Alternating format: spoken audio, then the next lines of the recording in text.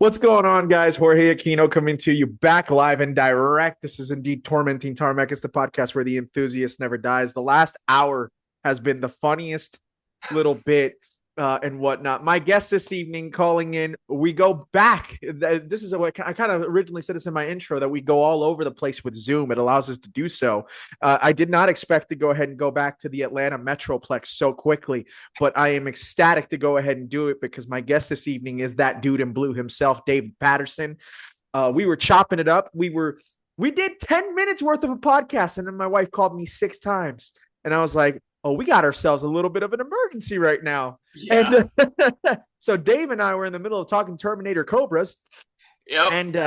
And then thankfully, first of all, I'd like to go ahead and clarify my wife and kids are A-OK. Her tire popped right when she was going off the freeway going to dance class. And so I was driving over there, and Dave was kind enough to go ahead and hang tight for me and whatnot. By the time that I got there, I got to say this, that you love to see that there's still good citizens in this world. There was a dude who pulled over a landscaper. His name is Danny. I'll shout him out. He's actually a landscaper here on the east side of Phoenix, or excuse me, west side of Phoenix. What am I talking about? I don't even know where I live anymore. On the west end of Phoenix here in the Surprise area and whatnot. And he was kind enough, by the time that I got there, he had already gone ahead and put on the spare. And I was like, dude, that's so kind of you. I went ahead and bought him a Dr. Pepper. That's all he wanted. So what do? Freaking put in $25 into a Silverado, because why not? You know what I mean? You're going to take care of my wife and my kids and stuff like that. The least I can do is get you like a least quarter of gas in this world right now, especially at Shell. We went to a Shell station, for anybody who, if you know ball, you know that Shell is not cheap, but I didn't care. And so he was extremely kind, and shout out to him. And my wife and kids made it to dance class very safely and everything like that. And Dave and I get a chance to go ahead and rerun it back and pick up right where we left off. But this is, I do want to mention this. I want this to be on the record. I am ecstatic to have David Patterson on tonight's podcast because I've been a subscriber of yours for 11 years. But like I said to you this earlier, and I mean it, you and I grew up on the same stuff. We grew up on the smoking tire, and we grew up on Camisa and Lieberman and obviously Top Gear and all that stuff. That's what you and I grew up on. But I grew alongside watching you, which is different because you're the one that set the standard for us millennials who have wanted to do any type of YouTubing or content creation and stuff like that, dude. Like, yeah, you're an OG YouTuber, but you're one of our OG YouTubers. So to you, I salute you, man. And so that's why I was like really ecstatic to do this podcast tonight. But we were chatting Terminator Cobras earlier. Yeah. And obviously that's what put you on the map and whatnot. Talking about the Mustang week one, which I still can't believe, dude. A Cobra with 220,000 miles. That's not for the faint of heart, bro. No. Especially that was 2000. It was an 03 Cobra, so it was 2014 when we filmed it. And it was the owner's name was Jordan, and it was his dream car, and he didn't care. He didn't care how many miles on it. He was able to get it and film the video, and now that is the video everybody mentions every time they meet me. I love it. And the funny thing is, if you go back into your playlists, it's not only that's the video that they mention, but like every one of your Cobra Terminator videos does like banging. I'm talking banging numbers, dude. Every single time, because you've got at least, I don't know, dude. In your entire catalog, how many Terminator Cobras would you say Terminator Cobra videos you say you have? Man, okay, let's see if I can go through the wrinkle data bank here. Give me a second. No Okay, worries. we got the black one that everybody knows. Then we had the American Muscle Bama Performance one, which is Pro Charged. Then after that, I believed it was a while. I believe it was my friend Derek's Terminator, which had this like snake skin wrap on it. We had like 700 wheel. And then I drove a yellow one with a Whipple on it. Wait, back up 2 years before I did a vert. I did a vert. It was a gray vert owned by my buddy Chris. And then it was the yellow one. That one made like 900. So that was the fastest one I ever drove. That's insane. And then after that, I did basically a period correct one. So it had like an '03 style Kenny Bell supercharger Okay. on it. Excuse me. And that was owned by Mustang Lifestyle. So yeah, but what is that? I didn't even count. I'm That was like well, that's 6 or 7, probably like yeah, 6 or 7. roughly around there. Yeah, I'm that's a sure I'm lot. missing one in there somewhere, but yeah, I'm a sure. lot of them. But well, those are just Terminator Cobras. That's not including any Yeah. of the other regular quote unquote Mustangs that you have done. Because let's be real, dude. I mean, you are a Mustang connoisseur. Like that, like Thanks, Smurf has dude. been, dude. Smurf has been with you for what, like, oh God, it's I 2013. You bought it in I 12, got it in probably. 2012. Yeah, Yeah, so it was June of 2012 is when I got that car. Yeah. that's so, dude. I remember that car has been through every single change imaginable, with the exception of the color. Yeah. Which We I'm repainted it, but it's still a grabber blue base, it's so still whatever. Grabber Blue. Dude, Yeah. I remember when Grabber Blue first came out on your style S197, and then Grabber Blue, that also the same blue that you could go ahead. Was that the press car color for the Focus RS? Was it Grabber Blue as well? So that's where we get into the weeds of it, well, actually. Well, basically, yeah, Well, actually. So what's funny is you mentioned that is that the Focus RS was what they called nitrous blue, nitrous and that blue. had like a really nice flake in it. Mm-hmm. Grabber Blue did not. So it was basically like just the pastel. So when I went back and Smurf got rear-ended, sadly, Yeah. we had to fix it. We repainted it Grabber Blue base, but with a nitrous blue flake. So it's basically a combination of both. Right. And then we did like tuxedo black on the roof, which has the shaved glass in it and all that cool stuff. So Yeah. yeah, it's like a OEM plus, I guess you could say. Hey, dude. I mean, that's been without that car. It's fair to say your channel does not become what it ends up becoming, because that No, was no. such an enormous part of living with the S197. Yeah, it was a big part of it. It was a And big part of it, huge. doing like basically daily vlogs to get into my algorithm. And it's so funny to look back at it. It was literally me just like during a lunch break where I was editing another video. Mm-hmm. I would just go out and film the vlog and go on my lunch break and then do my loop around my neighborhood. And then it was just me rambling 90% of the time. It was straight up algorithm farming, basically. Right. Like I'll just ramble and see if people care about it and blah, blah, blah. And I did that a lot. But I mean, I think every channel has not just me, but a lot of people call like the X Factor video Sure. of where that really took them to the next level and got shared around the world and blah, blah, blah, blah, blah. And funny enough, it wasn't a Smurf video, it was an Evo video. And that's what Mm-hmm. really not saved it, but that's what really got the ball rolling because I was kind of stagnant for a while. And then that's what really took off. Absolutely.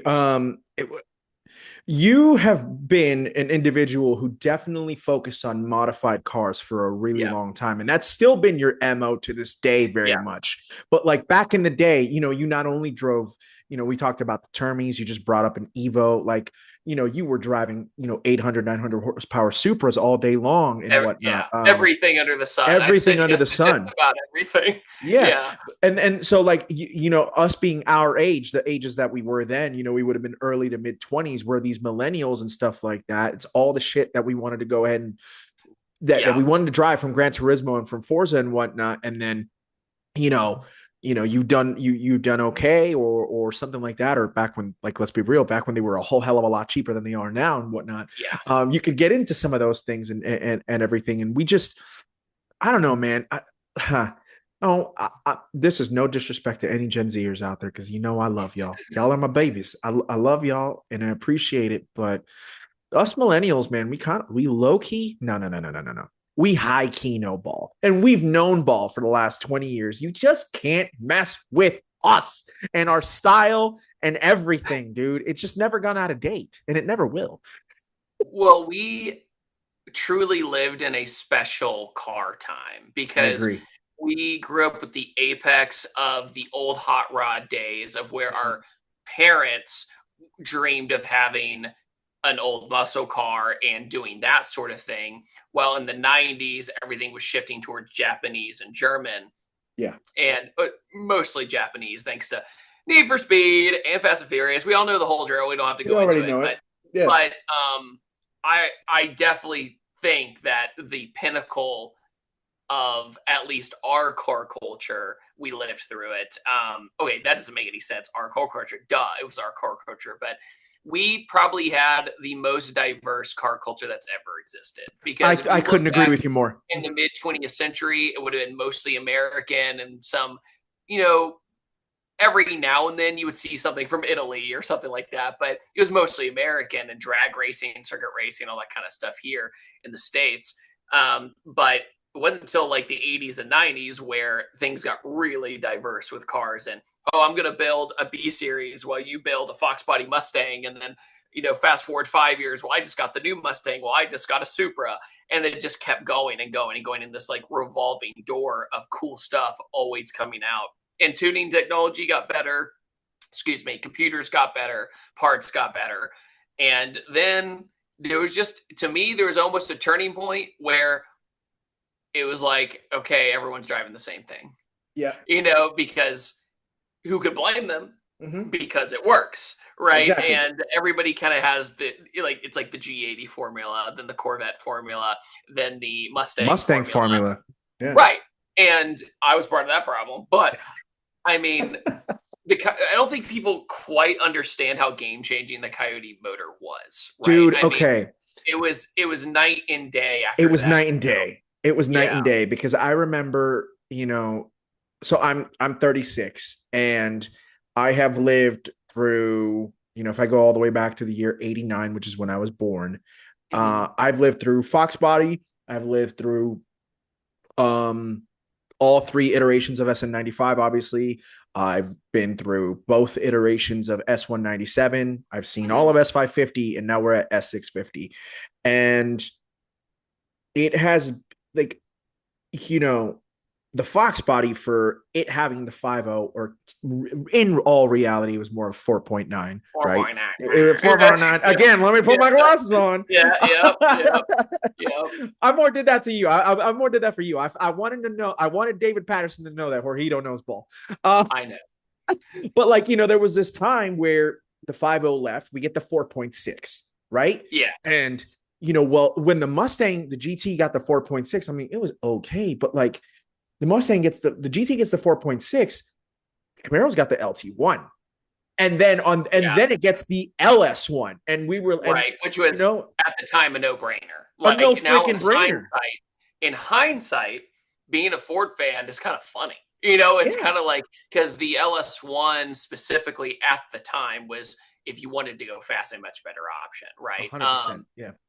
But my dad had a midlife crisis, and his first sporty car was a Mustang, and that's how I got into it. However, I, later down the road, learned a lot more about cars, and then I look back in hindsight, I'm like, okay, it's probably good that my first car wasn't a zillion horsepower, right? Facts. No, that's you couldn't be more right. I mean, my first car was a 1990 Honda Accord. Sweet. LX, and it was like on a good day, like 115 horsepower. And here I was, because I'm an idiot and I've never told my mother this. I think I've said it on the podcast. I went ahead and I hopped on I-10 in South Tucson, which is where I grew up in Tucson. And at midnight on a hot summer day, I'm ripping I topped out my Accord at 114 miles an hour. And Dave, I'm just seeing all the lights go like, and I was like, yeah, this is awesome. Mind you, 114 is nothing, but in a car in that car is gonna feel like something. It's we were cooking, and I was like, yo, we are fucking flying right now. And then I get my Z32 right after that, my 300ZX, which was my just one of the loves of my lives.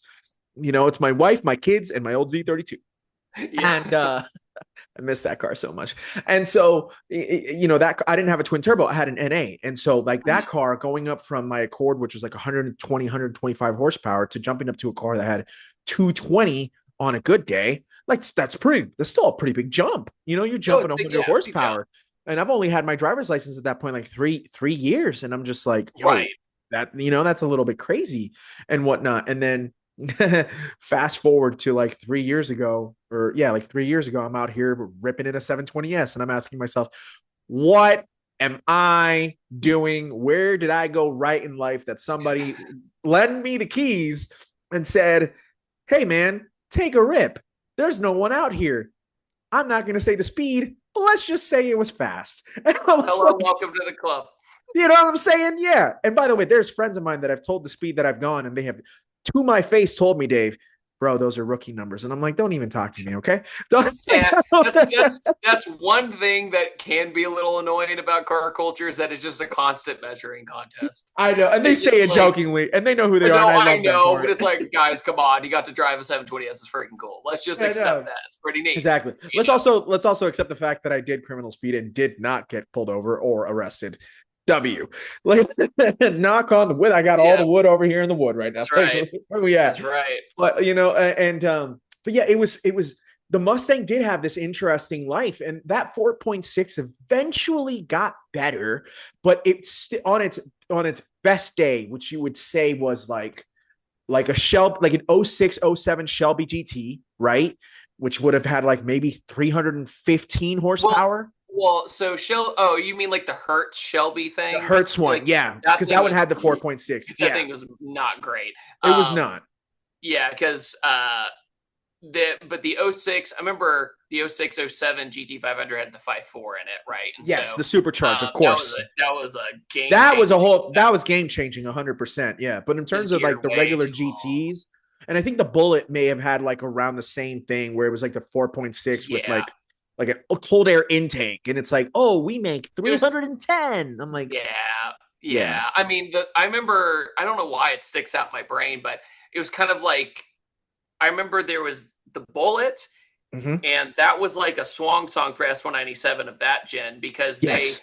ended up testing that against the first V8 Challenger coming out. That's how Oh, long the ago it 5.7 Hemi. I Yeah, know, dude. and that was I remember Motor Trend did that test, and along with that, one that came up in my brain randomly, I don't know how it came up the other day, was there was an edition called the Terlingua. It was a supercharged V6 S197. Oh They yeah. barely made them, but I remember Farah really liked it back in the day, and a bunch of people liked it back then. I was like, what the heck is that thing? And it was just like they were almost buying time to develop the Coyote, right? It was just a Exactly. constant because they talked about bringing a 5.0 back forever, but I'll They never did for forget. like 5 years, dude. It took a long The time. It took Coyote a rumor because was like 5 years.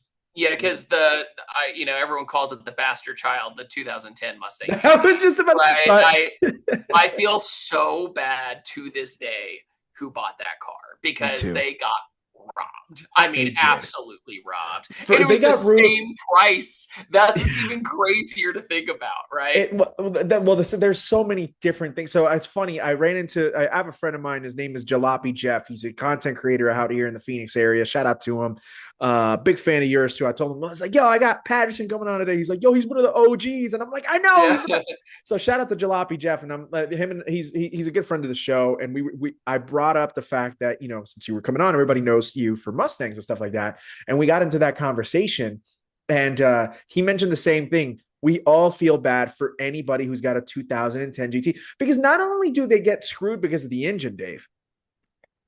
I'm I'm going to be very careful with how I say this because the 13 14, you obviously have a 13. That Mhm. is that is such a hot looking car. It's a great looking It's a car great still. looking car. The Still. 2010 11, It's wonky. You can a say it. little It's bit. It's a little. It's right. I mean, it's still good looking. Don't get me wrong, but like the rear end's a little bit like more puffed up, and then the edges aren't like hardened out as they should, like they become in the 13 14. So the 13, 14 is the best looking S197. I Period. would Like in I my would opinion. probably agree with that. Although I'm a big sucker for the '05 through '09. Like Which is that was the yeah. other thing. Like if they would have gone ahead and given like the '05 through '09, if the '09 finally got the 5.0, I'd have been like, oh, my heart is fluttering right now. Like it can because I've told this to people and I'm not afraid to mention it. I love a 2008 or 2009 convertible GT California special. Hmm. Because it's got the chrome wheels and in black with like either a black convertible roof or like there was like almost, I think you could also get like a darker brown. Maybe I'm not 100% certain. I just remember someone owning it and it's got those small wing and everything Yeah. like that. And it was like, oh, dude, I get that it comes to 4.6, but as a looker, Oh, it that looks car great. is stunning. And I'm like, Yeah. if somebody would have put the Coyote in that, I'd have been like, oh, God bless you. You know what I'm saying? It's funny you mentioned that because so the first car I ever drove over 500 horsepower Mm-hmm. was a California Special in Mm-hmm. blue. Sick. Had a Helion turbo kit, and I would definitely think that video. It was December of 2013 because I remember it was Christmas time. That's how I Okay. remember. Um, that was the first time I tried my music montage intro in a car. That's how I remember it. So Ah, for a long time, that's how my videos started. Sadly, the world's different now, and people don't stay. So you can't just do those cool montages anymore because people go, "This is boring," and they move on, right? But in that era, when people had more patience for retention and everything, mm-hmm. like that is what set me apart. So it was really great that going back to that, that was the first time I tried to edit that way. And Nice. I just remember like that car was for the time very fast. I mean, it was I'm one of the sure. fastest cars around in my town, other than a bunch of EG hatches that were dumb fast, right? Sure. Well, But I it mean, was great. imagine like what was a so that would have been a first half of the generation S197. Like that's not a heavy car per se. That's like a 35, 3,600 pound car. They're about the same weight as the Coyote Yeah, cars. I mean, so it made 550 wheel, so it was fast. that's I mean, for fast. the time, it was very fast. I would agree. Hell, if you But drove that around now, yeah, that'd be fast. yeah, but we're just Yeah. spoiled rotten, and We were but spoiled rotten. Yeah. yeah, we're just spoiled rotten. But um, his name was Brett, and he really trusted me with the car, and I was so young at the time, so Yeah. I really still to this day appreciate what he did for me. And I think that's what people don't quite realize is like how thankful I am to the early people who trusted me Oh, no and doubt. realized I wasn't going to be an idiot. So like I was going to, you know, at least get the footage I needed. Right. But and to this day, I still have the rule of like the owner's opinion is what goes of like how hard we push the car and how I drive the car. Cause I always start with mechanical sympathy of like, let's say 6 or 7 out of 10. And Right. then the owner goes, nah, dog, go harder. I go, okay. You know, that's how we do it. Yeah. But you know, only it's crazy to think only 2 months later, I was driving something almost 1,000 horsepower. Right. Right. And time just flew after that. You know, here's where it's more than the cars. I think the reason why we stuck around with you, Dave, and I'm speaking for myself, but maybe if there's a lot of OG that dude and blue fans that still that rock with you, that again that we all grew up with you alongside of you and stuff like that. You mentioned the fact that you still had the OG musical intro. That was one of the first times you used it and stuff like that. But besides that, your editing style was, I think, really, really refreshing for the time. And then on top of that, I remember, forgive me if I'm wrong, but I'm pretty sure I remember that you have let us know in the past that you are a film major.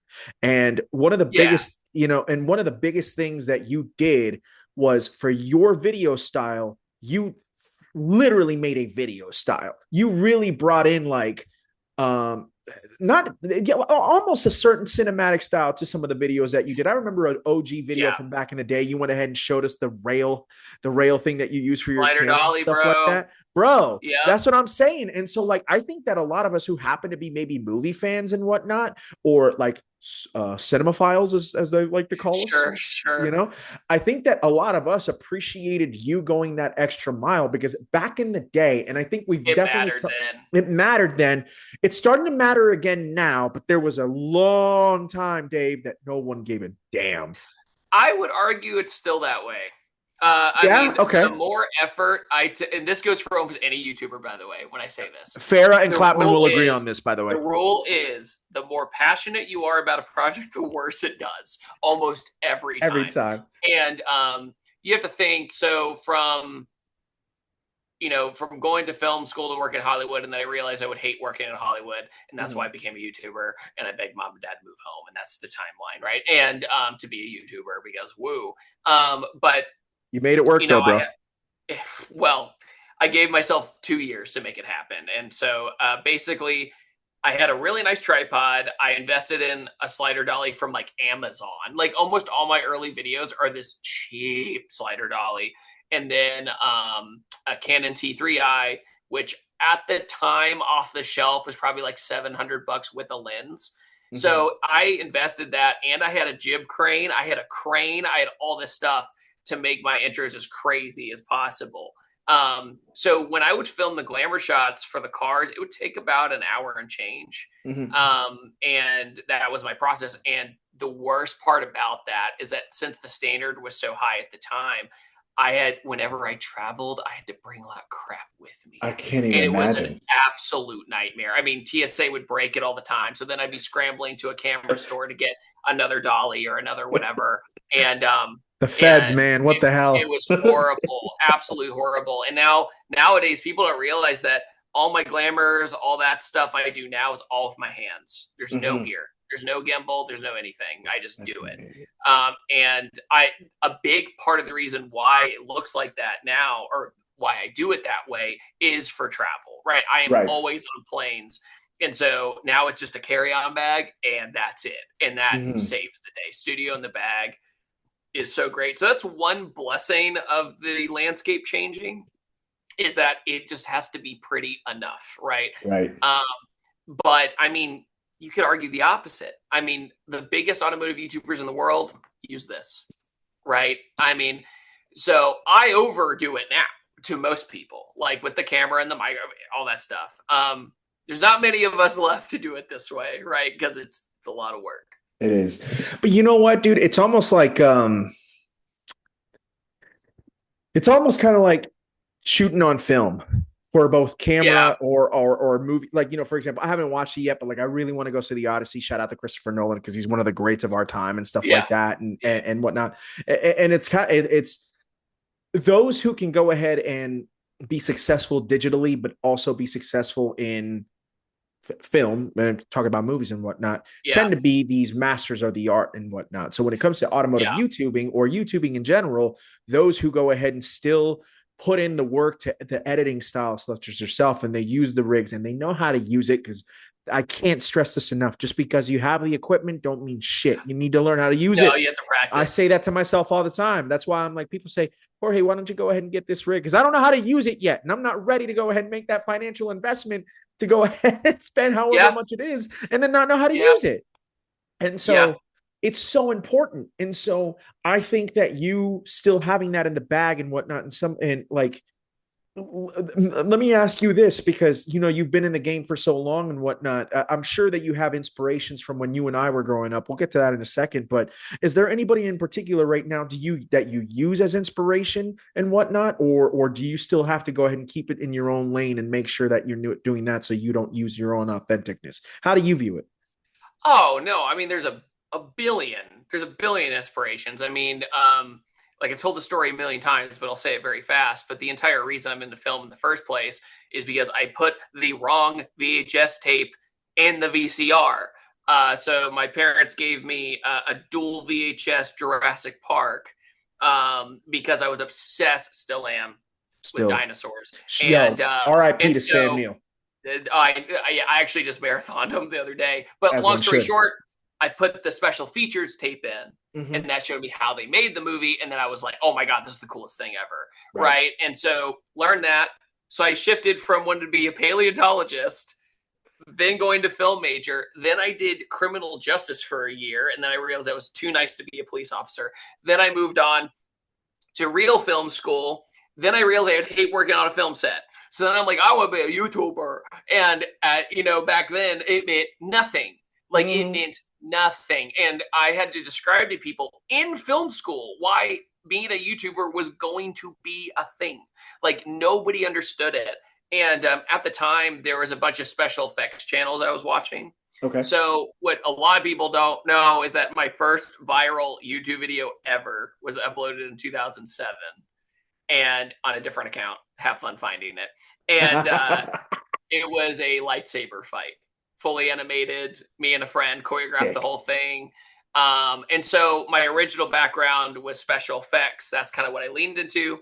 That Dude in Blue was a special effects channel that failed. So I was watching Farrah and watching Motor Trend and watching Top Gear, and the line that stuck in my head and will always stick in my head was, I can't remember the exact quote, but Jeremy Clarkson was doing, the talk show segment on Top Gear. And somebody asked him something along the lines of, why don't you film modified cars? Because we think they're cool, right? Because of Fast and Furious and everything. Americans are like, yeah, modified car. He's like, no, we don't film modified cars because they blow up and go boom or whatever it was. And I was like, maybe I should be that guy and just deal with it. And so I look into it. I watch, a lot of Top Gear and how they film things and how Drive Network was doing things at time, and I was like, how do I do this on a shoestring budget with just nothing?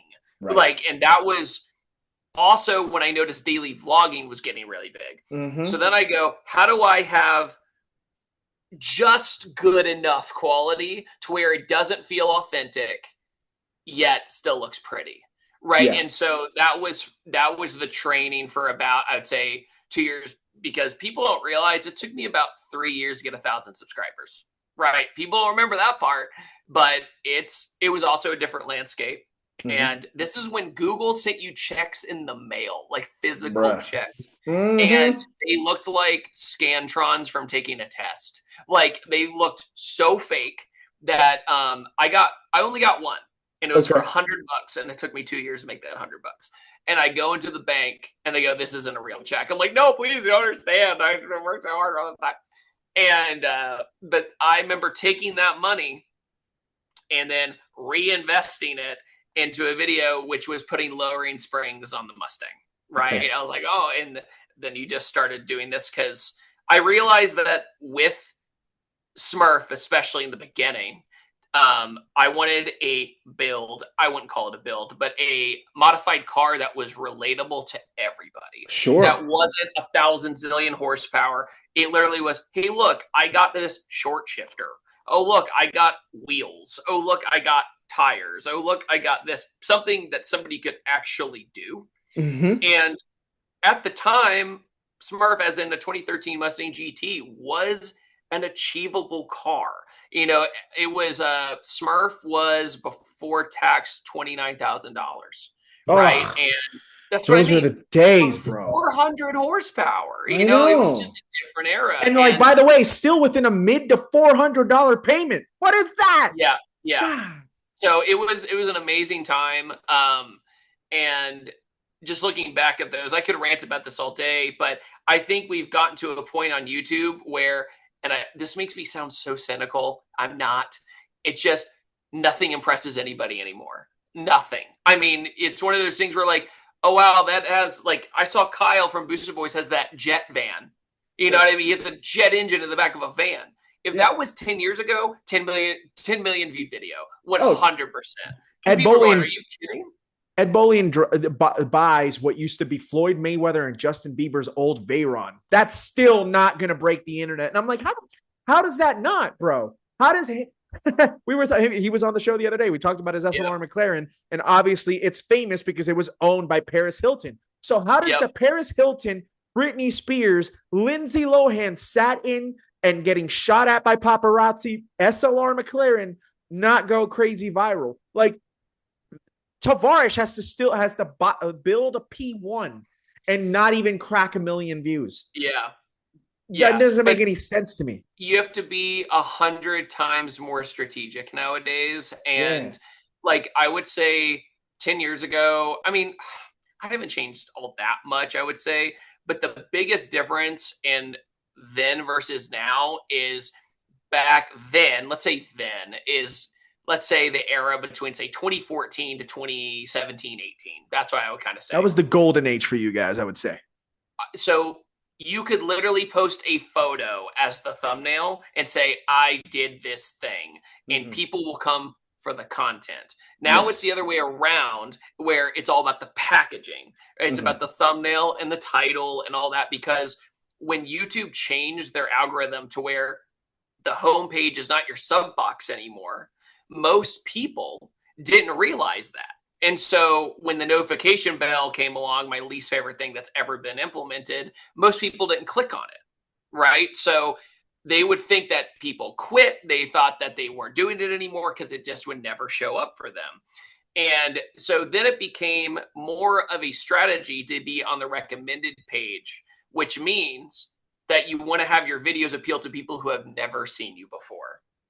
So it's just a completely different strategy today. And if I hadn't made that shift at all, I would not have been around. There's no way. Like if I continued the same course for all these years, oh yeah, that would do blue would not still be around 100%. Dude, I don't think the Smoking Tire would be around. I don't think, a bunch of other people that you and I watched growing up and stuff like that. I mean, there's a reason straight up why Motor Trend stopped doing the Motor Trend YouTube channel. Now, obviously they went on, they created the Motor Trend channel and it became Motor Trend on Demand. And then unfortunately that just completely, for lack of a better term, dissolved. But the drive, they went to oh my God. I remember talking with Farah first time he came on. And I literally said the goddamn paywall. When do you remember that, dude? Like and I were watching that stuff together at the same time. Drive says, "Oh, we're gonna go to a paywall," and I'm like, "Wait! I'm sorry. I need to what?" Like, did he explain why? Yeah, no, he explained it. And by the way, you know what makes me mad about that? They were 5 years too early. And I'm sure everybody that was at the drive, whether it was him, whether it was Harris, whether it was Musto, Spinelli, Alex Roy, everybody, they were the pioneers, but they were 5 years too early. Yeah. And to be quite honest, Motor Trend was probably like 2 years too early on top of it. Yeah, so Motor Trend had been uploaded since like 06 or 07. And I mean, one of the biggest reasons why I saved the money to get a Coyote Mustang was because they had a Coyote versus E92 M3 video. I remember that one. Yeah, and it was insane to me that the times Randy Popes did within a tenth of each other. And I was like, oh yeah, this is a no-brainer. I mean, it's like 1/3 the price or whatever it was. It was much cheaper. And I was like, sick, all right. Because I remember at the time when the 2013 S197 came out, it was also the year of the BRZ, right? Yeah. So the year of BRZ, it was a big year for cars, was that era. And my first YouTube collab was with Super Dubber X Fan, which is now Matt Moran Motoring, right? And he had a BRZ, I had the Mustang, and we traded cars and we did videos of each other's cars. That's so cool. And I look at those. I remember that video actually. I remember. I look at those memories fondly because I was sleeping on his couch, and that there was a lot of that in the early days where I'd road trip and crash somebody's basement on the floor or whatever. There was a lot of that going on. Yeah, dude. We brought up. I've given him his flowers before. I've given him Zachless flowers before, but I don't think people quite understand the YouTube era that you and I grew up on is so insanely goated. And they really are the godfathers of the automotive media that you and I have come to love. And the automotive media that I think that has transcended the last 20 years. Because obviously you did bring up Clarkson and obviously the Top Gear trio, Clarkson, May, Hammond, like without them, what you and I love and how we love it really wouldn't exist, right? Sure. I don't. It's very clear that By the way, shout out. Obviously Bolian just did the show, but him, Tavares, and Hoovy, when they did Car Trek back in 2020, like that was one of the better ripoffs. I say that as nicely as possible. Car Trek was one of the best ripoffs. We're all ripoffs, right? Yeah, I'm a ripoff. I'll admit it right now. Tormenting Tarmac, as much as we try to go ahead and like diversify and we try to go ahead and I try to be my own thing and whatnot. One of my biggest inspirations is the Smoking Tire podcast. Like I'll say it right now. Yeah. And so watching Farah for all the time that we did and stuff like that, pioneers doesn't really even begin to describe it, man. Like they really set upon a journey that was like, they didn't know what the hell was going to go and happen. Well, to add to that, if you don't mind, sorry, I interrupted. Not at all, please. I mean, then if you want to talk about, I think the biggest argument for OGs of OGs of OGs is Rob Ferretti from Super Speeders. No He's the one. doubt, bro. He's the one because Absolutely. what I try to describe, first of all, I'm great friends with Rob now, which is the coolest thing ever. Like I really looked up to him as a kid, and I just remember him using YouTube in the reverse of what people would use it today. So the way to describe it is he would use YouTube as a trailer for people to buy DVDs. I know. Right. And So so sick. that's all I have to say. When people are like, oh, there's no way he's the OG, I'm like, DVDs. Yes. Like, because Farrah worked with him in the early days too, which spawned, like, for the most part, sorry, Matt, if I don't get it exactly right, but with Garage 419, which then turned into the Smoking Tire. Yep. Right. Gotham City Dream Cars as well. Right. Right. Yeah. And of course, the first to get a ticket challenge, like all those things. Yeah. Right. And that was insane to me. I remember watching all those videos back in the day. And then I met Rob for the very first time in 2015 when he invited me on Adventure Drives, his like travel company. And I tagged along and I rode shotgun with him the whole time and like got to know him and everything. And he's exactly who you think he is. And it's the funniest thing because anytime he gets pulled over, he freaking gets away with it. It's so annoying. I don't know how he does it, bro. Almost every time. Like, it's insane. And so I'm very blessed to know him after all these years. He's given me a lot of opportunities. You know, like you were going back on the SLR that Ed has and the Veyron, you know, he gave me those opportunities to drive. I've pretty much driven all of Ed's cars now in hindsight, which has been amazing because I'll get a text from Ed going, hey, you want to come over and drive the so-and-so? And I'm like, yeah, dude, I'll be there. and I'll be there. And it's been great. Yeah. That's so cool. Like, and you know, it was funny the other day. I think it was yesterday. I shared a video of this company that had just done a 6-speed swap in an LP 640. And whoever that was like ripping through it, and I was like, oh, this is awesome. And so I shared it. And so Clapman messages me and he's like, oh, it's, you know, it's giving funded trust. So anybody's on Instagram, you know who probably funded trust is. We don't have to say anything else. And I was like, yeah, no, it's true. But at the same time, my hooliganistic side is really very much appreciating this, and it's giving me Mischief TV vibes, right? Which is such a great Instagram account. Shout out to Dustin. I need to get him on the podcast, dude, because he's the content that he shares from back in the day, from when you and I were growing up and we were seeing all these rallies, that I was like, to this day, I still want to go ahead and do one and just be, you know, and then so I'd say that to Zach, and he's like, yeah, man, but then our frontal lobes developed. I lost it when he said that, because he's so right. He's so right. But sometimes deep in my heart, man, like my degenerate side wants to go ahead and come out every once in a while, Dave. You know what I'm saying? Like, no, I get it. I mean, there's so many times that it's a miracle that I wasn't arrested. Like, a miracle. Like, especially in like my Virginia days, which is so funny. In my Virginia days, Virginia is notorious, along with Arizona, to be basically the two worst speeding states in the country, right? And it's up there. Although I still think Georgia State Patrol is. Nope. I highly disagree. Oh, really? I've been here 10 years. I lived there most of my life. In Virginia, I got pulled over 23 times. And not only that, I'm talking 3 over, 5 over, 2 over, 3 over, an air freshener on my mirror, legal window tint check. No, it goes on and on and on and on and on. I'm dead now, bro. So 80 mile an hour and above in Virginia is a criminal misdemeanor. You can go to jail. That's what I mean. So it was insane. But radar detectors are illegal, and you can't trick it because they have radar detectors. So there's no way of getting around it. But you know, during those times, what's so funny is I used to host like nighttime car meets to have like a safe place for people, and that's like when I was the most tame. Yeah, but that's when I got in the most trouble, which is so funny because I was the easy kid with the YouTube channel to pick on. And I had cops knocking on my friends' doors asking if I was like a street racing organizer and all these things. Like, it was that serious. And, David Patterson, street outlaw. Literally. I have a video about it, not to plug myself. I tell the whole story. But I just will never forget the phone call I get right after going, "Hey, Kingpin." I'm like, "Huh?" And so it was crazy. I'm But dead right now, man. nothing against the Virginia PD, but No. it was rough. I mean, being a car guy there was rough, and Sure. but it's also the place that got my career started. So I Absolutely. can't, because living in Virginia Beach specifically, Hmm. it's a military town.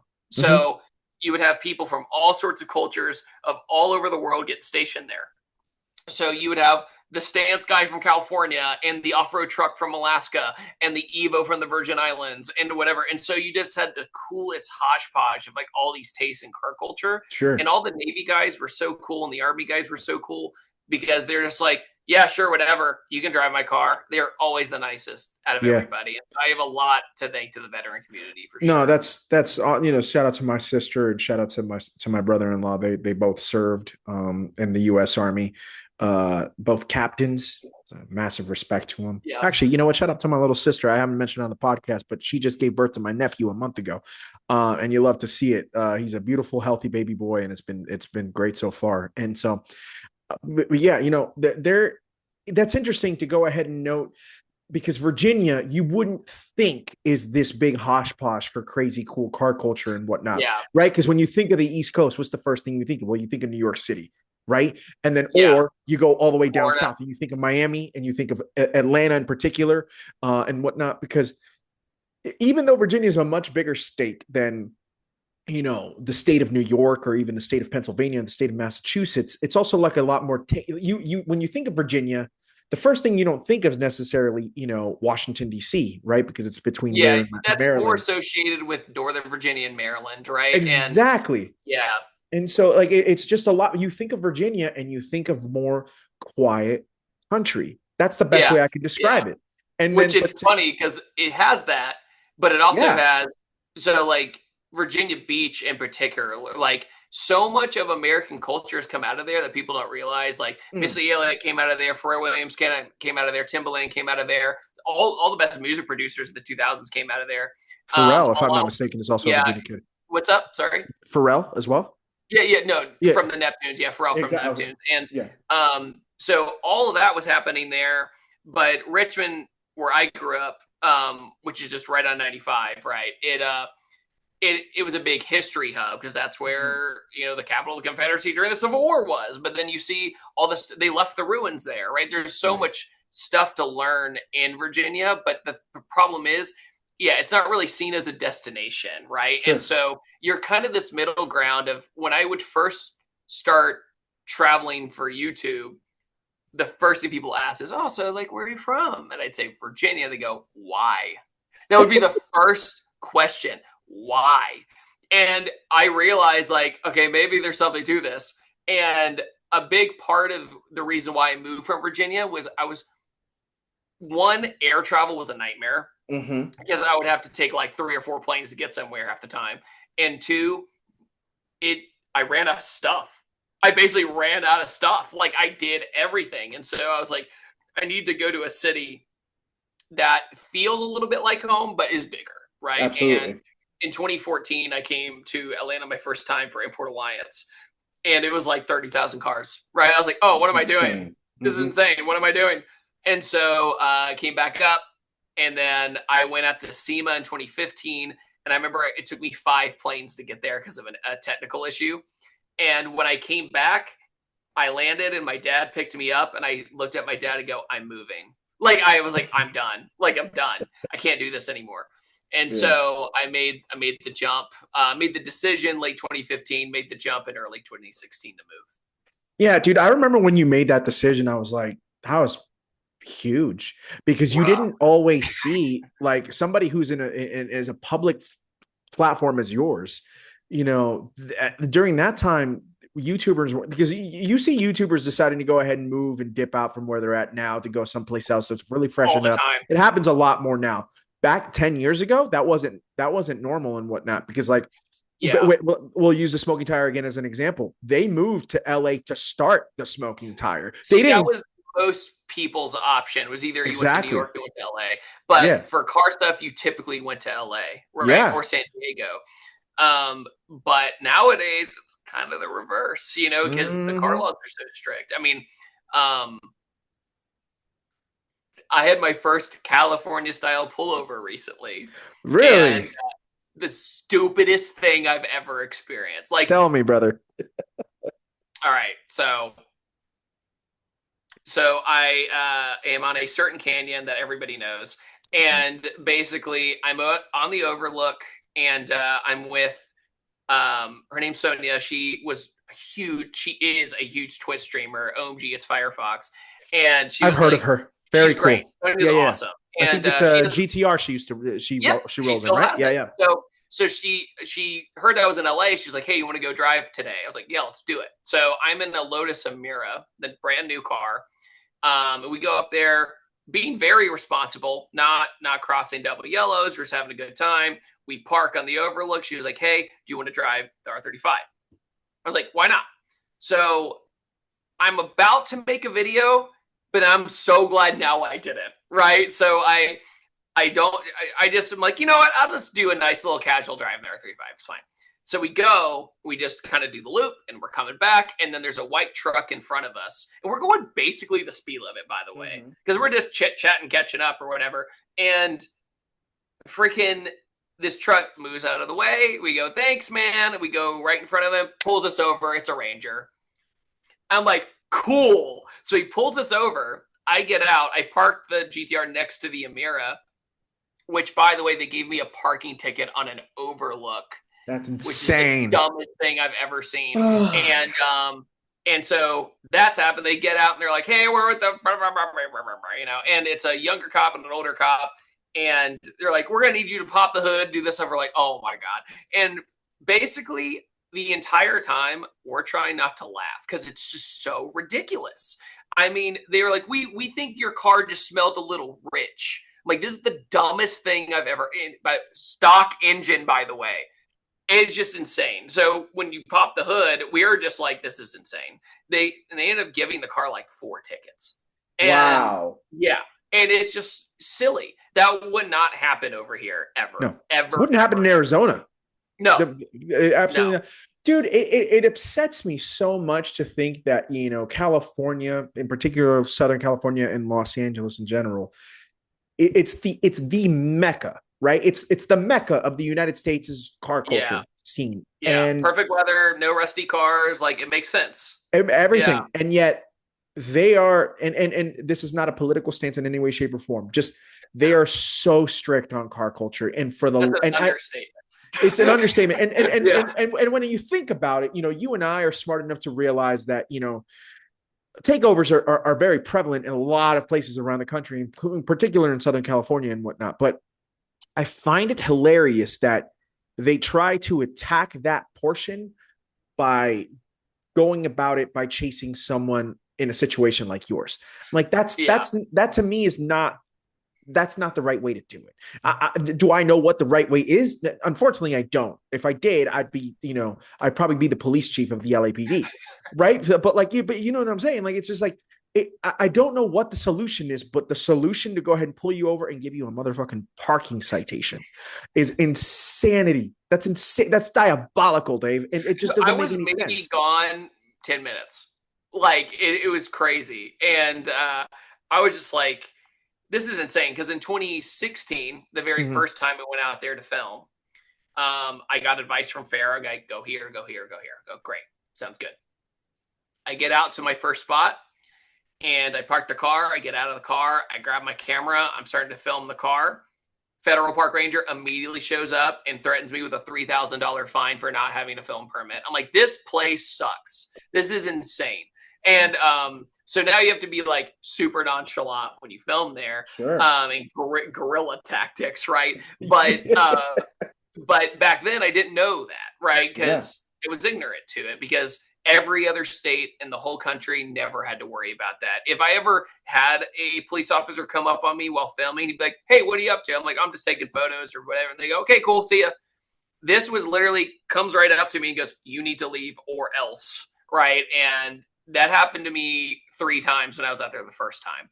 That's And I was crazy, like, "This dude. is insane." And so it just stinks Yeah, because it's such a beautiful place, right? it is. If you go if you go to the right areas, right? If you go to the right areas of Southern California, it's truly an amazing place. Absolutely.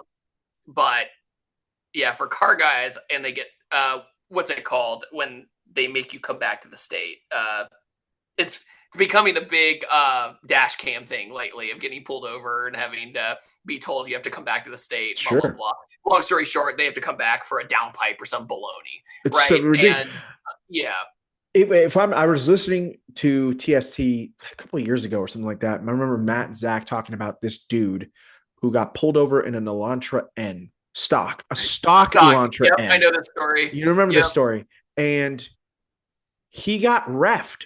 He got state refed on a stock car, and he's like, yeah, it comes like this from the dealer. With a fix-it ticket. A fix-it ticket. You can't fix it. So and it's like, what are you doing? This is not just from the dealer. This is from the manufacturer. And the cop's like, you have to change it. And I'm like, bro, then freaking talk to Hyundai. What are we doing? It's so listen, you said you got pulled over 23. Did you say 23 times when you used to live in VA? I'm trying to think. I haven't gotten pulled over that many, but I can tell you that I've gotten pulled over enough. And I can tell you that unfortunately my pullovers and my citations, I would say, were probably warranted. Two of them I absolutely deserve for me. Yeah. Absolutely. The rest of them was just baloney. Like, it was just, this is insane. I feel that. So I can't completely get mad at TPD and Pima County Sheriff, and then at Arizona Highway Patrol. We're all young and dumb, man. To be fair, David, to be fair, I've gotten a couple of tickets in the last 2 years, so it's not young anymore, bro. I can't listen. Like, I'm not a perfect man, and I think what it is because I'm still driving my family car, but in the depthness of my soul, I'm still a degenerate. It translates very, very badly, unfortunately, and whatnot. And so then you do a car podcast and you're like, oh, well, I need to go ahead and, I'm a better driver than everybody on the road. And it's like, woo! And I'm like, no, I'm not. So, I can't really have the beef with the people when it was brought on by myself. Absolutely. That's fair. See, that's the difference between, like, when, I might sound like I'm talking a whole bunch of trash about California, but the thing about California is that's their law, right? It's their law. You have to basically go in and go, well, that's really stupid and I hate it, but I don't really have a choice. So, it's a lot. But that's the thing. Like, we do have to call it for what it is, because there are some laws that I look at, and but I want to make it very clear on something, that as much as I love the state of California, and I think it's a great state. There's a lot of great things about it. Obviously, I think it's an enormous economic portion of what the United States is as a whole. Like, California's dope, but I will have to say that some of the stuff that they think, or some of the things that they put out there, like some of that shit. Like, true Arizona, I love it, dude. Yeah, like, listen, man. I love like the next door neighbor going, "What are y'all doing over there, dude?" It's crazy. And by the way, what they do in California isn't what's going on countrywide. I know, and I need people to understand that. Yeah. Oh, I know. I mean, I'm like, this is a fun little story, but it's kind of like, let's say, cost of living, right? When I was a wee little lad on AOL Instant Messenger. Yes, I was an MSN Messenger guy, by the way. I was MSN. Okay, well, sometimes us gangsters had 3 windows open. We had the Yahoo, the MSN, and the AIM. But I had like an internet pen pal who was from Orange County. Okay. And we would, I don't know if you remember, but AIM had also speak. You could talk. Oh, talking through a computer, even though I could have just called them. Oh, it's so cool. It's a computer, right? But we would talk all the time, and I never forget, like, we were comparing, like, her house versus my house, right? And blah, blah, blah. And she's like, wait, you have an extra floor? And, just those little things of those life lessons of, like, oh, yeah, it costs a lot to live there because it's pretty and the weather's perfect all the time. Absolutely. And all that. So it's like, I saw Musto recently. And we were talking and chatting it up, and he goes, dude, I'm still in the honeymoon phase of living in California. I love it. And he goes, I hate how much I pay for it, but I love it. I'm like, I get it. Cool. And Farrah's the same way. He's like, yeah, I pay for it. I love it here. I'm like, cool. Yeah. But when it comes Farrah's to line has always been that, the reason why he loves California is the roads are great, weed is legal, and sunshine's free. Like, yeah, I'm like, nah, respect, bro. Like, and by the way, yeah. Matt Farah has said that. That is verbatim on his Oh no, podcast. It's that's everywhere. absolutely the most Matt thing ever Not spoken. wrong. Yeah. But no, it is something where I probably go out there twice a year to go film, right? Because I get what I need to get done and then I come home. Um and it's just always cool when my big thing this year is trying to go to different car cultures all over the world. I'm trying to go more international this year. I did Japan. I need to go back to Japan because it was only for 3 days. It was for Forza Horizon 6, so it was in and out. But I got a good taste. But I went to the Balkans. I went to Bosnia and Herzegovina, so that was crazy. And now in the fall, I'm going to Poland for Drift Masters and all that kind of stuff. Amazing. So dude. I'm doing a lot of those kind of car culture differences between the US and the rest of the world kind of thing. Absolutely. And it's been really, really fulfilling. It's been great. But I'm just saying that's where it kind of spurs when I go home to Atlanta versus the difference of California to all the different states. But then you go across the ocean and it's like completely different, right? Culture different, language different. And that's what makes it feel really special because I think everybody on YouTube has kind of seen all of America, right? So it's kind of like, let's go try somewhere else. It's huge viewership risk, right? Because you don't know if people are going to be interested or not. But for me, who's done it for so long, I need the creative fulfillment here. I got to take absolutely. Chance, right? No, absolutely. Well, you've done something really special over the last 10 years, Dave, and it's like being able to go ahead and like actually take us to live out your dream. Like that's what's been the most fulfilling, at least from this perspective, right? Is that, seeing this like 22, 23-year-old kid from Virginia who had a blue Mustang goes ahead and, reviews cars, decides to go ahead and pack up his shit, move to Atlanta, decides to be one of the first to drop a 2JZ into a 240, shout out. And by the way, documents the entire thing, that like, which, I mean, how cool. And I know that we're going all over the place and stuff like that, but it's not every day that you get a chance. Dave Patterson stops by on the podcast. Yeah, but I also don't help because I go 800 different directions, and I talk to a rock for a living. So that's just what happens, No, it's awesome. Plus, my wife doesn't really like cars, so like this is what I do. She calls TT my hobby, and I'm trying to explain to her, hey, a little bit more at 200 plus episodes, we're a little bit more than a hobby now and stuff like that. We got the logo to prove it, but whatever, it's all good. I still love you and appreciate you. That being said, we're seeing you do all these things and amazing things. Like we step back for 1 second. Dave Patterson steps out, not wearing any blue, and you just see the whole landscape, right? These last 12, 13 years, bro, like I can, you just use the word fulfillment, but you view it all. What's the first word that you can use to describe this whole journey over these last like decade plus? I would call it I would say 2 words. I'd call it controlled chaos. How sick is that? Because my day is never the same. My schedule is never the same. I still am blessed that I do overwork myself. However, I have full control. I film everything. I edit everything. I schedule everything. I do all the emails. I do all the sponsorships. I do everything. I book I do it all. Yeah. Right. And is that necessary? No. However, it is really cool to know that I can get a phone call from somebody or a company. Let's say it's Ford. And they're like, hey, we have this new Mustang. We need you here in 3 days. Mm-hmm. I can just go do that.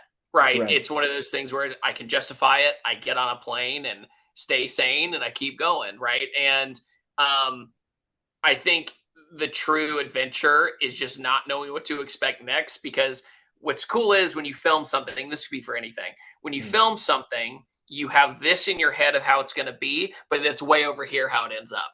Right? Because of different factors. Let's use an example. So when I travel and let's say I book 5 car reviews, right? I usually book 10 because everything goes wrong. Sure. Right? So today went wrong. Yeah, right. But let's say this, for example, I get to where I'm going and the car I'm reviewing, I get in the car and for some reason or another, the axle snaps. Mm-hmm. Okay, well, good thing I booked my flight for tomorrow at 8 p.m., right? Because now we have all that leeway. It's all these tiny lessons you learn over the years of you buy yourself time and strategy to make life a lot easier. And it's weird. The controlled chaos is winging it on one hand, Mm-hmm. but living in the moment in the other hand, which sounds Sure. very cheesy. But it's just a really cool way to live. And I've been super blessed. It's very stressful at times, but I'm not working in a coal mine, dog. You know what I Yeah, mean? I Like, feel you, brother. it's one of those things where, sure, it's a lot of effort for what happens and how crazy YouTube is now with the inconsistencies. However, still doing it. And 99.9% of people would love to be in my position. I And that's couldn't how I agree with see you it. more. And it's so cool, dude. And like respect to you for Thanks, being man. able to go ahead and like do this thing for, sustaining. We always talk about Yeah. consistency, but like there's also sustainability. Yeah. Especially in this ever changing game. I'm seeing it from the outside. I'm like, yeah, a lot of YouTube things have changed. Like a lot of people have had to kind of like go with the flow. They've had to completely Yeah. change what they used to do. The others had to go ahead and put the effort. Like, I remember first time Matt came on the podcast and I brought up to him a particular line that he said a long time ago. And it's like, okay, I've taken my money that I made from YouTube, but because YouTube might not be forever, I now have to go ahead and put my money aside and put it elsewhere to make me Yep. money so I could Yeah. do the thing. Right. Farah did it with WCCS. Demuro did it with obviously Cars and Bids. Hell, you did it back in the day when you first did Patterson Car Care. Shout out to Yep. Patterson Car Care. Yep. Let's go. And like all those things, and a lot of other people have done it. Like it's so interesting because like it's this ebb and flow, and there's this hustle that you guys need to go ahead and be great at, not good at, great at, in order to Yeah. be able to do the job that brings you the most fulfillment. And like from us to you and to all the guys and gals that we've seen and we've enjoyed over the last few years, I got nothing but love and respect for you guys because Thanks, man. you guys have kept us sane and you guys have taken us on so many adventures and stuff like that. There's this line from you being a movie guy. Robin Williams did Hook back in like what was it, 93? I think it was 95, something like Right that. around there. 94, Yeah. like that. You know what? Spielberg, I think, did Hook before Jurassic Park, if I'm not mistaken. I think he did it after. Oh, it might. You're right. You're right. He did. I think He it's a did. year after. Oh God, now we're getting into it. So he did. All right, you ready? So You hit he me. did Jurassic Park first to Yes. get the deal to do Schindler's List. And then he did Hook Then I believe he did Hook because making Schindler's List was depressing for obvious reasons. for obvious So reasons. yeah, so Yeah. yeah, you know what? Here I'm listening. By the way, now I It's all have to good. know. But So what I was gonna get at is there's this perfect line that the late oh, you're Robin. right. I'm wrong. Don't listen to me. 91. I'm Oh, completely 91. wrong. I was still wrong because I thought it was like earlier. It was later than No, that. I'm Okay, 91. completely Okay. wrong. All good. Okay. Okay. Now I remember. You're right. It was 91. He does Jurassic Park, then does shit. Wow. Yeah. That 93 was a banger of a year for Steven Spielberg, the Yeah. GOAT. Yeah. Insane. But there's a line from Hook. Robin Williams says, and I wonder if you remember it, but he says, "To live would be an awfully great adventure." And Yeah, it's true. I try to live through that line as best as I possibly can. And I know that you do that. And that's why it's been such an amazing thing to be able to go ahead and see. And I can't wait to see the next decade. I do wonder, it scares the ever living shit out of me just as the YouTube consumer. I'm like, Sure. how is this going to look in 10 years' time? Right? I have some predictions, but yeah, I have a feeling that YouTube will stay similar in some ways, but I will not be surprised if your favorite creators start to get more reliant on memberships and Patreons and stuff, Patreon and stuff like that, because the AdSense just isn't the same as it used to be. It doesn't. And it's like, for me, it's like over 50% less. So it's big. So you have to be really careful. But sponsorships for me are my saving grace because I work with amazing people like HB Tuners and Liquid Molly and brands that believe in me and they like what I make. And that's what really helps me is they don't judge me just on the numbers. They just like what I do. And that helps a lot, but it also keeps me going to stay pure, right? And stay how or as pure as I can be to how I originally was. And so I think there's going to be a lot more reliance on some kind of subscription based thing.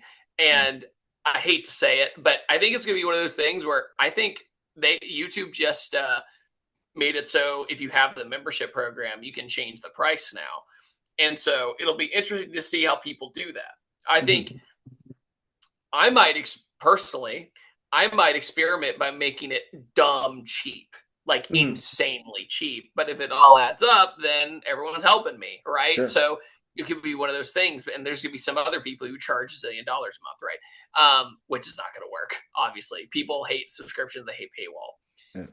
But if people feel like that they're helping their homie get a cup of coffee, it's a little bit different. I do fear that short form has truly changed the landscape in a lot of ways. And it's really interesting in the data to see that. If you watch retention time and attention span and all that, it is wild. I mean, especially when TikTok came along and shorts came along and reels came along. I mean, the biggest difference between short form and long form is that long form, the viewer is choosing that destiny. They are going there and they are choosing that person or that piece of content.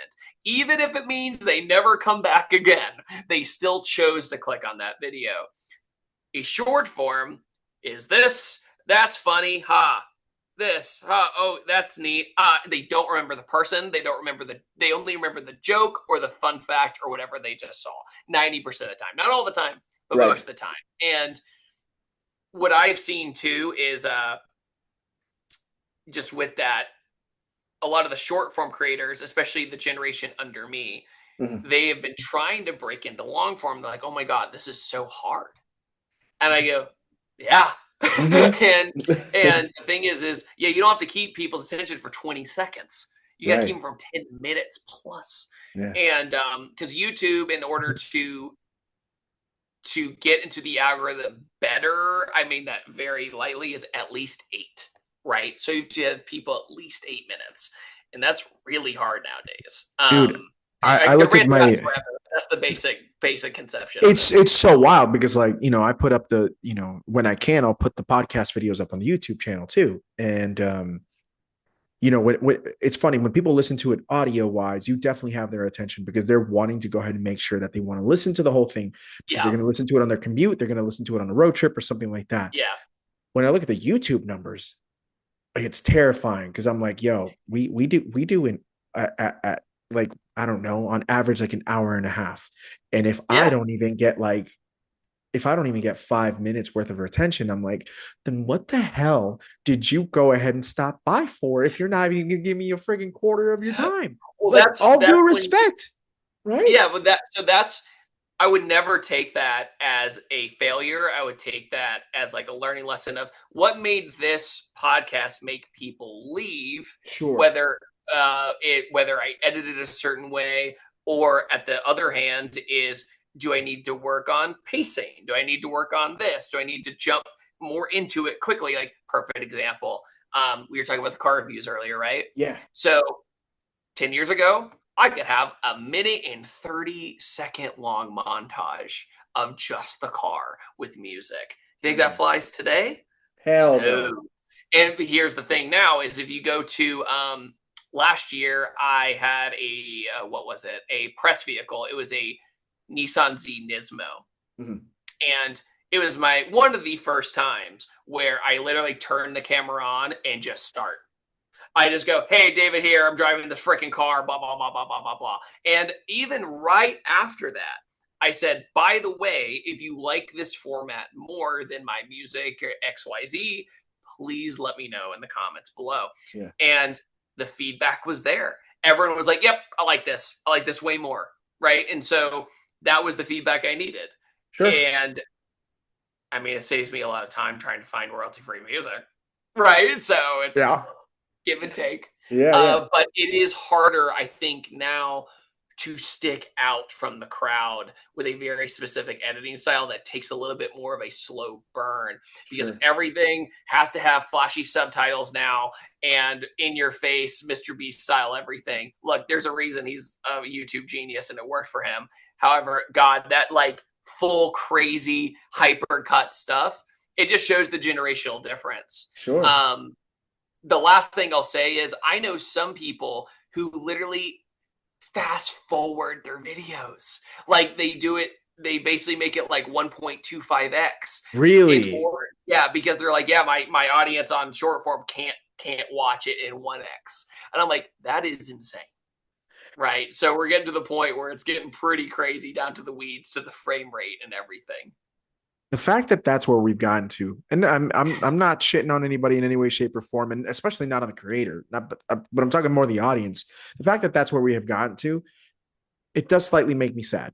It Yeah. does. Yeah, You it's a know, different like world. it very much is, because you talking about in your intro that you go ahead and went right into it. Like Farrah did that 12 years ago when he started the one takes and stuff like that. But Yep. Farrah didn't want to do one takes. Farrah wanted to go ahead and do cinematic style like he used Yeah, to. but it Like, wasn't working. and it was, and it You stopped know, working. and it was based on volume then, right? Yeah. YouTube at that particular time wanted almost daily uploads, if not daily uploads. And it literally burned everybody out. I mean, it was so catastrophic for so many people. It ruined people's lives. I mean, it was one of those things where the only way to stay a YouTuber was the daily upload. And it was a treadmill that never ended. And Amen. so it's like I always tell people it was almost like a music album. Like a band makes a music album, right? Yeah. And they get to that 13th or 14th song, right? Okay, it's all done. Well, guess what? You don't get a break. On to the next album. You know, it's like we're going. We're always going. Ladies and gentlemen, that is Drake in a nutshell with the 3 albums from May. Maybe take a Tell me break. what I'm wrong. Tell me what I'm Maybe take a wrong. break. Oh, Maybe take a man. break. But I'm glad, on one hand, I'm very glad that that's not as urgent as it used to be. Yeah. However, now if you go on YouTube, a big part of the landscape, I know we're barely talking about cars, but I think this is important for a lot of people who want to be a YouTuber. I'm just I saying, completely agree. is that now not only do you have people with their main channel, then they'll have a clips channel because they can't stay for a whole video, right? They have to cut up their videos and pull a bunch of clips. Now they're putting up 5 clips a day on a channel, which the original video's out too, when they could just go watch that. However, for some reason, it's more digestible for people to watch clip after clip after clip. Or and you get big podcasting channels who go ahead and do the same thing, where they'll go ahead and take a 2-hour podcast and then they'll take out a clip and it's like, oh, we're also going to release every day or the same day. Here's a 9-minute piece of that podcast. And I'm like, which was pretty genius at the time. Like it was. That was so smart because it introduced people to podcasts who never seen it before. Sure. And they got a little bit digestible bit. But I think for that, I think it works very, very well for long form, like an hour plus 2 hours. But when it comes to somebody's 15-minute video and you're putting out 6 clips, and I'm like, this is wild. Crazy. This is wild. That's probably an exaggeration, but is it though? Is it though, Dave? It's weird. Or the most genius thing nowadays is people who Twitch stream and cut up their stream into 100 different ways. Now they have 100 videos a day, and you're like, oh my God, I've done this all wrong. What have I done? You know? So it's just a different landscape. I'll say it 100,000 times, but people just need to study how it's going and then where it's going.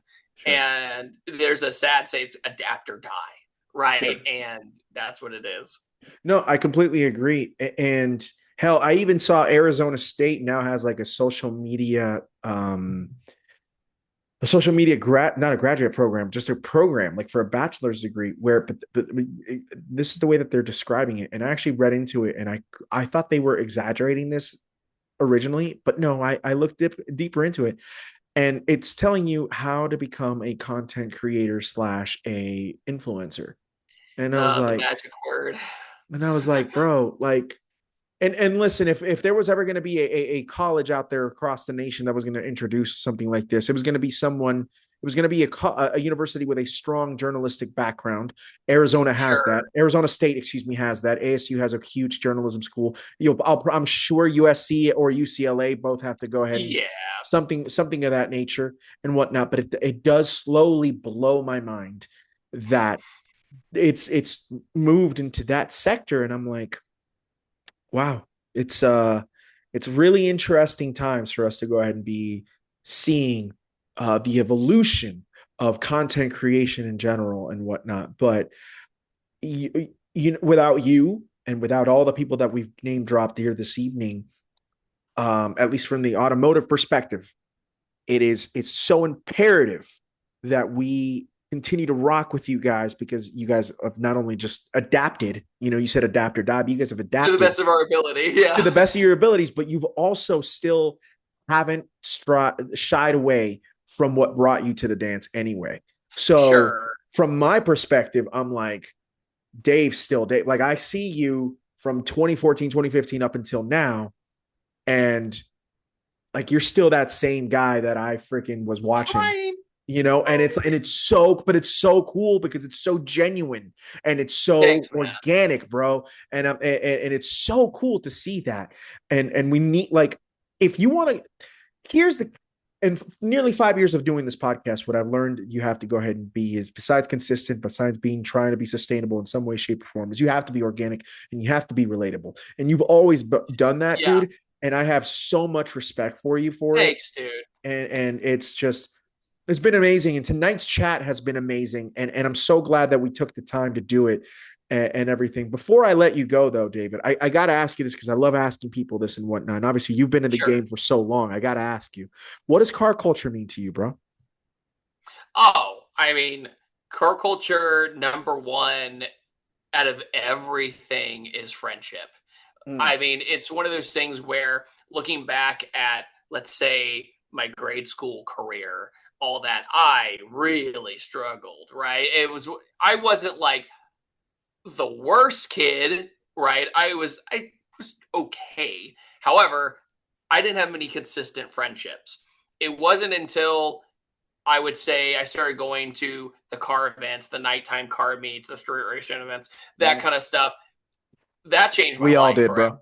Yeah, but that changed my life forever. I mean, it truly did because, like I've said in like my freaking car culture documentary thingy bobs that take forever to make, it's always the same message of it. It's not so much the automobile; it's the people driving it, right? And because it basically takes the hardest part about becoming friends with somebody and expedites it because you already know you have that big thing in common and that hobby in common. So you don't have to be like, so, like, what are you into? Do you like sports? Do you like this? No, you just, cool, man, nice car. How long you had it?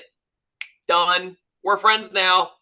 Okay. That doesn't work for everybody. Sure. However, just for me, it was very organic. And the best friendships I've ever had came from the car community, 100%. And it didn't matter if they drove like a barely running Honda or a Lamborghini Aventador. It didn't matter. And I think that is the coolest part about it. Especially in the era that I was in where this didn't matter as much. Right. And so I was blessed to have that, and I still keep in contact with all those guys from my early days today. So very corny, but friendship. That's the way. Hey, you know what, dude? I moved up to Phoenix 8.5 years ago at this point, and I started tormenting tarmac here in Phoenix. And every friend that I've made here in the Phoenix area has been through this podcast. Like, everybody that I know through the podcast has been through the podcast, Sure. which is obviously a car culture centric podcast. So that right there is proof in the pudding of what you just described. Sure. What the inanimate objects, as my friend Danny P likes to use that word, it can really take us a very, very long way. And on top of that, it's also allowed me to go ahead and meet individuals who, are our heroes, right? Case in point, like you Farah, like Farah's done my podcast twice. Clapton's done my podcast 4 times.